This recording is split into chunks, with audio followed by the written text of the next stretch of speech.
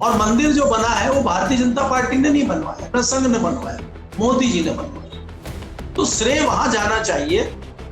तो इसलिए श्रेय लेने के लिए ये सारे जितने आप जो है चीजें देख रहे हैं, आपकी चारों तरफ घूम रही हैं, ये सिर्फ वो श्रेय लेने और देने का काम चल रहा है। अब ये श्रेय होगा कि तत्काल एक्शन हुआ अयोध्या पे और नपेंद्र मिश्रा जी जो खास है मोदी जी के, उनको जिम्मेदारी दी गई है, इसलिए बदलाव हुआ। और इसका भी जो श्रेय है सिर्फ और सिर्फ मोदी जी को जाएगा। और योगी जी बीच में अपना सोटा घुमाते रह गए, उस सोटे का कहीं प्रयोग हुआ ही।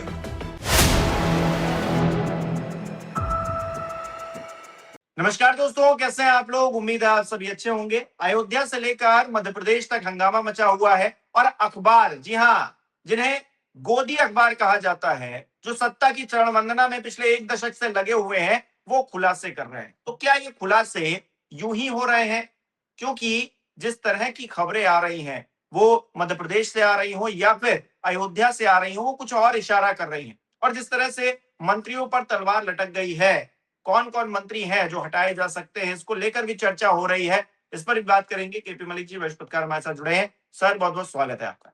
बहुत बहुत धन्यवाद हिमांशु जी, आपका भी और हमारे दर्शकों का भी धन्यवाद, आभार जी। सर, आपने कहा था कि नपेंद्र मिश्रा को नई जिम्मेदारी मिलेगी, सीईओ वो बनाए जाएंगे, जो ट्रस्ट है उसमें इस्तीफे का दौर होगा, छोटी जो मछलियां उनको पकड़ा जाएगा, मगरमच्छ बच जाएंगे। ठीक वैसे ही होता हुआ नजर आ रहा है। देखिए हिमांशु, अगर आप कई सारी चीजों को शुरू से देखेंगे तो ये भारतीय जनता पार्टी की स्ट्रेटजी रही है। और हम तो जानते हैं, और मैं आपको जिक्र करने के लिए 2010 में ले जाता हूं।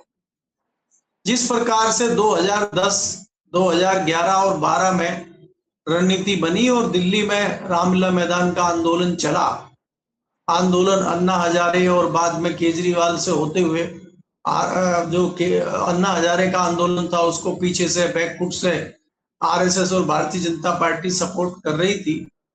और कांग्रेस की सरकार मदमस्त थी, उसने ध्यान दिया नहीं इन चीजों पर, उनकी सरकार को उखाड़ फेंका गया। तो ये षड्यंत्र और इस तरह की चीजें भारतीय जनता पार्टी में चलती रहती। इसमें एक बहुत बड़ा सवाल ये आता है, आप पिछले 12-13 साल से ये नहीं देख रहे होंगे किसी अखबार की इतनी हिम्मत और इतनी औकात है कि वो सेंट्रल गवर्नमेंट के खिलाफ किसी बड़े मसले के खिलाफ खबर छाप दे।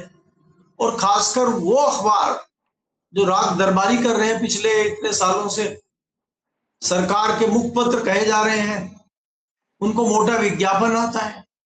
तो एकाएक उनमें हिम्मत कहां से आ जाती है सरकार के मंत्रियों के, अधिकारियों के और सरकार की चीजों के खिलाफ छापने की? तो इस पर यार किसी को भी शक होगा। आप मुझे बताइए, भारतीय जनता पार्टी की सरकार है और मुख्यमंत्री मध्य प्रदेश के हैं, उनके खिलाफ इंडियन एक्सप्रेस खबर तान देता है। अच्छा, ये कैसे हो गया? ये क्या विज्ञापन वगैरह नहीं मिल रहा था क्या? मध्य प्रदेश का सबसे बड़ा अखबार दैनिक भास्कर है, और दैनिक भास्कर अगर इस तरह की खबरें छापे, वो विपक्ष के साथ भी रहता है, उसको सरकार के विज्ञापन भी कम मिलते हैं, तो हो सकता है कि मध्य प्रदेश का मामला है इसलिए भास्कर ने छापा। भास्कर ने तो छापा नहीं, इंडियन एक्सप्रेस आता है और एक बड़ी बड़ी खबरें छापा। तो इसका सीधा सीधा मतलब है भारतीय जनता पार्टी के अंदर से ही छपवाया गया है। भारतीय जनता पार्टी के अंदर से ही, छोटे लेवल से नहीं, ऊपर से इशारा किया गया, क्योंकि इनको हटाना होगा, इनको बदलना होगा। यही इंडियन एक्सप्रेस अगर छाप रहा है मध्य प्रदेश के घोटाले घपले को, तो क्या राजस्थान में कोई घोटाला नहीं हो रहा है क्या? उत्तराखंड में नहीं हो रहा है क्या? दिल्ली में नहीं हो रहा है क्या? गुजरात में नहीं हो रहा है क्या? वहां इंडियन एक्सप्रेस सो रहा है क्या? सेम चीज आप एकाएक जो है आप देख रहे हैं कि आज सुबह इंडियन एक्सप्रेस में राजस्थान के केंद्रीय मंत्री के खिलाफ छप जाता है मामला कि उन्होंने जो है 99 लाख की एक सब्सिडी चोरी कर ली। अरे भाई, वो किसान है, उन्होंने सब्सिडी ले ली किसान के नाम पे, उससे सफाई मांगो, उनसे पूछ लो। उनका इस तरह से खबरें छापना, इस तरह से हाईलाइट करना, और ये जो आजकल सोशल मीडिया पे कुकुर मुत्ते की तरह चैनल उठ के आ गए हैं कि कोई भी खिलाफ खबर मिली और फिल पड़ो उस पर बिना जांच परखे, बिना जाने, बिना दिमाग लगाए वो सुबह से मीडिया में चल रहा है। आपको उसके पीछे की राजनीति, रणनीति समझने की आवश्यकता है। इसीलिए उसी पे आप देखेंगे, उसी नजरिए पे आप अब अयोध्या आ जाइए। अयोध्या में जिस प्रकार की प्रक्रिया चल रही है, जिस तरह की चीजें चल रही हैं, एकाएक दैनिक जागरण खबर छापता है मंदिर के। देखिए वो अखिलेश यादव ने ट्वीट किया। अखिलेश यादव तो बहुत सारी चीजें ट्वीट करते हैं, क्या हर मामला दैनिक जागरण छापता है क्या? अखिलेश यादव तो विपक्ष के नेता हैं, उनका तो काम है सरकार के खिलाफ इस तरह के मुद्दे उठाना। भाई उनको राजनीति करनी है, उनकी रणनीति है, समझ में आता है। लेकिन दुनिया भर के मुद्दे उठाते हैं अखिलेश यादव विपक्षी नेता होने के नाते। क्या सबका संज्ञान दैनिक जागरण लेता है क्या? तो मंदिर पे एकाएक इस तरह की खबरें आना, दैनिक जागरण का खबर छापना, और जब चंपत राय जी का खंडन कर दिया तो उनका खंडन करना कि नहीं नहीं ऑडिट चल रहा है, कोई मामला नहीं है, एसबीआई का, बैंकों का ऑडिट चल रहा है, इस तरह की चीजें हैं, सब मामला ठीक है, अगले दिन और बड़ी खबर तान देना।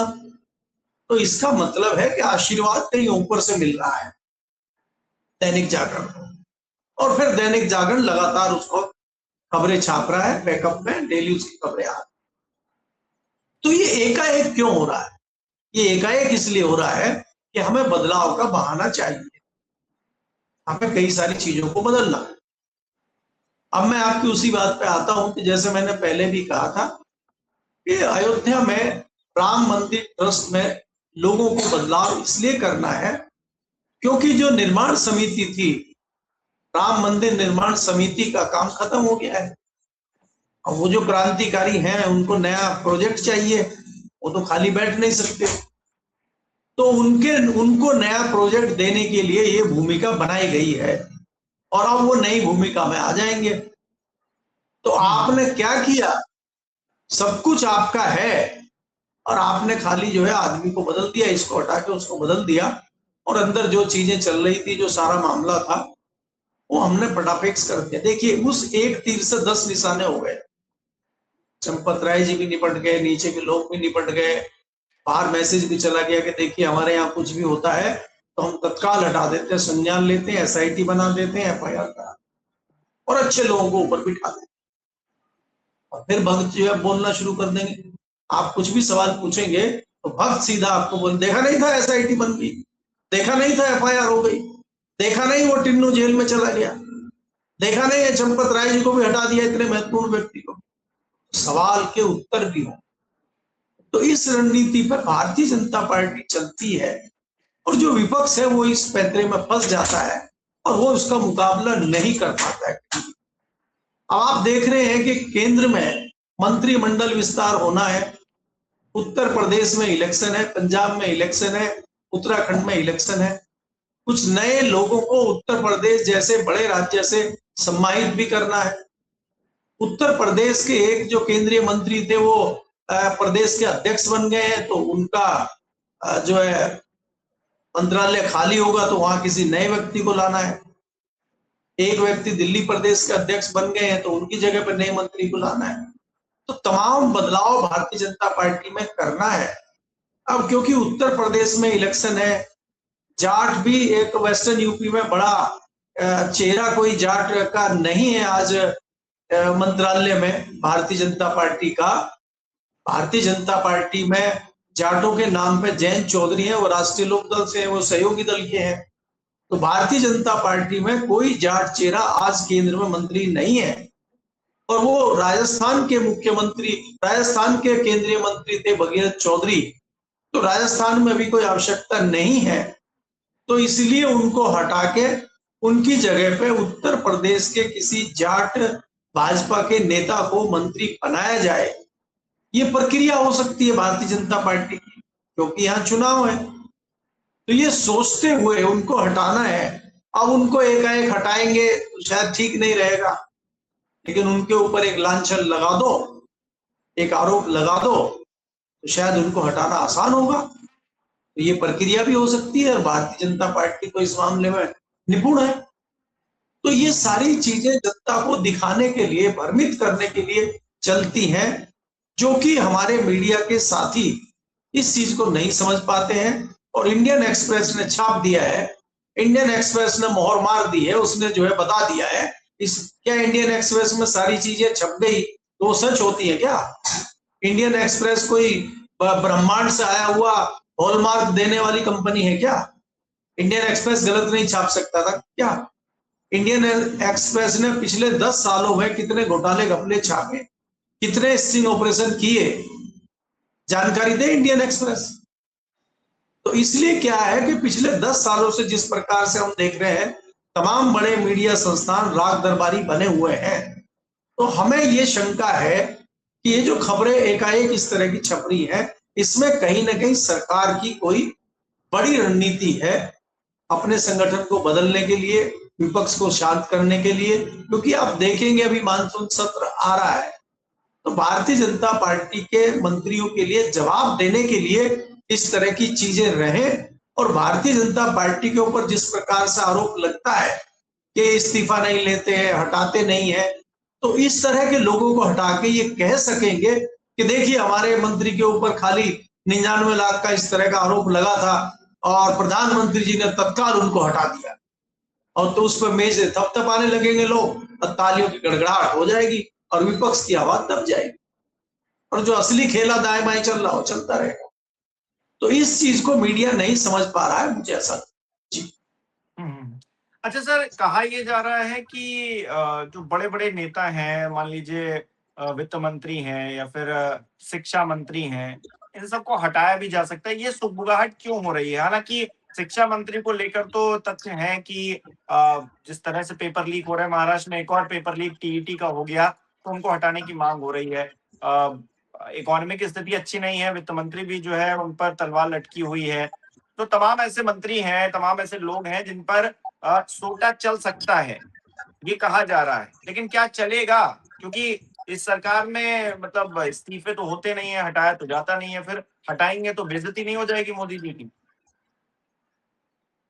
नहीं, इसीलिए मैं कह रहा हूं ना, हटाना ये होता है कि जैसे हम पहली सरकारों में देखते थे कि मंत्री के ऊपर आरोप लगा और तत्काल उसका इस्तीफा प्रधानमंत्री ने ले लिया।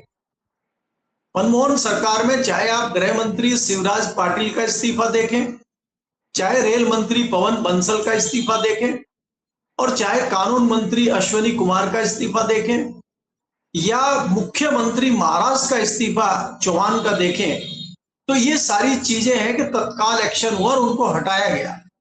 भारतीय जनता पार्टी में ऐसा नहीं है। भारतीय जनता पार्टी अगर अभी बदलाव करती है, हटाती है, तो वो ये दिखा के नहीं हटाएगी कि हमने इनके ऊपर एक्शन किया है। अगर निर्मला सीतारमण को हटाया जाता है और उनकी जगह पे आरबीआई के जो पूर्व गवर्नर हैं उनको वित्त मंत्री बनाया जाता है, तो ये बदलाव की प्रक्रिया है। और निर्मला सीतारमण को हटा के बड़ी महत्वपूर्ण दूसरी कोई जिम्मेदारी तत्काल दी जाएगी, ताकि लोग ये आरोप ना लगा सके कि उनको हटाया गया है। धर्मेंद्र प्रधान को अगर हटाया जाता है, इसकी संभावना अधिक है क्योंकि उनका नाम बहुत उछल गया है, तो लेकिन भारतीय जनता पार्टी का ये मामला है कि उनको महत्वपूर्ण जिम्मेदारी जरूर मिलेगी, चाहे वो उड़ीसा में मिले, चाहे वो केंद्र में कोई दूसरी जिम्मेदारी मिले। ये ठप्पा ये लोग नहीं लगवाएंगे कि हमने हटा दिया और उनको पैदल कर। तो इसलिए भारतीय जनता पार्टी जनता को ये मैसेज देना चाहती है कि हम स्ट्रांग हैं, हम सच्चे हैं और हम विपक्ष के दबाव में कतई नहीं आ रहे। तो विपक्ष कल को इसको बुनाए कि हमने हल्ला किया, हमने आंदोलन किया, हमने मांग की और सरकार झुक गई और सरकार ने मंत्री को हटा दिया, ये मैसेज ये बाहर नहीं देने जाना चाहिए। ये मैसेज बाहर नहीं जाना चाहिए, हमने खुद हटाया उन्हें, हमें ये मैसेज जाना। क्योंकि मोदी जी जो महामहिम है, मोदी जो महामानव है, वो दूसरों के दबाव में नहीं आते। अब वो ये नहीं कहना चाहते कि किसानों का आंदोलन जो था कि किसान जीत गए, किसान विजयी रहे, ये नहीं है। वो मोदी जी की जो तपस्या थी उसमें कमी रह गई, इसलिए मोदी जी ने वो जो है पीछे हट गए और उन्होंने कहा कि भाई ठीक है हम इसमें देख लेंगे। तो वो मोदी जी ने किया, किसानों ने कुछ नहीं, किसानों से नहीं डरे। तो इसलिए वो जो है श्रेय खुद लेंगे, वो श्रेय विपक्ष को या किसी और को नहीं देंगे। ये रणनीति भारतीय जनता पार्टी की और भाजपा की मोदी सरकार की रणनीति है। यही चल रही है, पिछले 1.5 दशक के लगभग हो गया है इसको, और यही आगे चले। चाहे आप पार्टी में देखिए, पार्टी में 2014 में सरकार में आने से पहले भी अगर 13 का साल देखें, तब भी मोदी जी ने हर चीज का श्रेय खुद लिया है।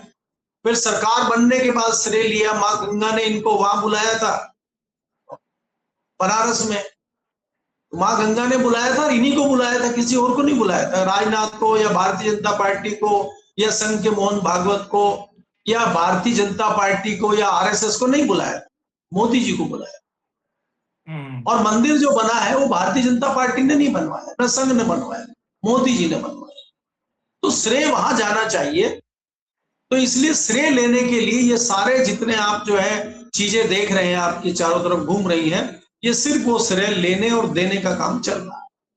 अब ये श्रेय होगा कि तत्काल एक्शन हुआ अयोध्या पे, और नपेंद्र मिश्रा जी जो खास है मोदी जी के, उनको जिम्मेदारी दी गई है, इसलिए बदलाव हुआ। और इसका भी जो श्रेय है सिर्फ और सिर्फ मोदी जी को जाएगा। और योगी जी बीच में अपना सोटा घुमाते रह गए, उस सोटे का कहीं प्रयोग हुआ ही जी।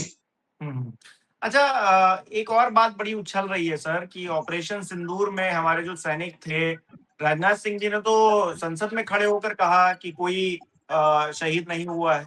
अब रिपोर्ट आ रही है कि मेमोरियल में जो है 6 जो सैनिक हैं उनके नाम है कि वो शहीद हुए। तो मतलब अब संसद में खड़े होकर भी क्या झूठ बोलेंगे मंत्री?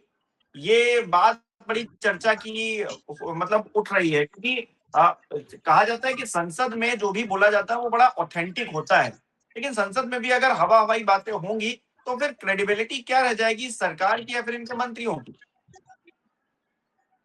देखिए हिमांशु, अगर आप देखें खासकर 2024 के बाद भारतीय जनता पार्टी की जो सरकार है, मोदी की जो सरकार है, बहुत हड़बड़ाहट में है। कई सारे ऐसे निर्णय, कई सारे ऐसे वक्तव्य आपने देखे हैं पार्लियामेंट, जिस प्रकार से वक्तव्य दिए गए, झूठे वक्तव्य दिए गए, कई बार मंत्रियों को टोका भी गया, कई बार बाद में भी तथ्य आए कि झूठ बोल रहे हैं। आप ये देखिए, जो पाठ्य पुस्तकें हैं उनमें झूठ लिखा जा रहा है। आपने देखा कि लिखा गया कि काला पानी की जेल में सावरकर जी थे, और जब वो बाहर आते थे तो बत्तख पे बैठ के आ जाते थे, और जब वापस जाना चाहते थे बत्तख पे बैठ के चले जाते। अब ये इसके लिए झूठ है, इसके लिए सच है, आप जानिए। बहुत सारी चीजें हैं। आपने देखा था कि ये तो बाद में बातें इन्होंने की हैं कि भाई उसमें कितने लोग शहीद हुए, क्या हुए। अगर आपको याद हो, टीवी चैनल तो लाहौर तक पहुंच गए थे। तो क्या टीवी चैनल जो लाहौर तक पहुंच गए थे, भारत का कब्जा लाहौर में हो गया था, वो टीवी चैनल के कोई संवाददाता वहां गए थे क्या? वो पीछे से खबरें लीक की जा रही थी और उस पे मामला जो है टीवी पे चल रहा था।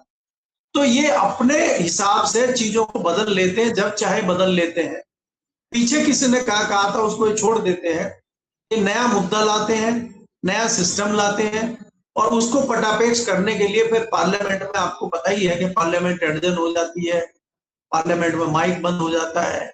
जब कोई सवाल पूछेगा कि पहले आपने कहा था संजय सिंह जैसे लोग वहां दहाड़ेंगे, तो ये उनका माइक बंद कर देंगे, स्पीकर इनको कह देंगे चुप बैठिए आप।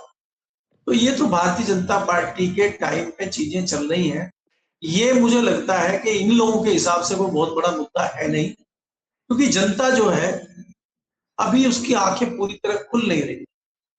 अभी जनता जो है रामधुन में है, और जैसा उसको दिखाया जाता है ऐसा वो मान लेती।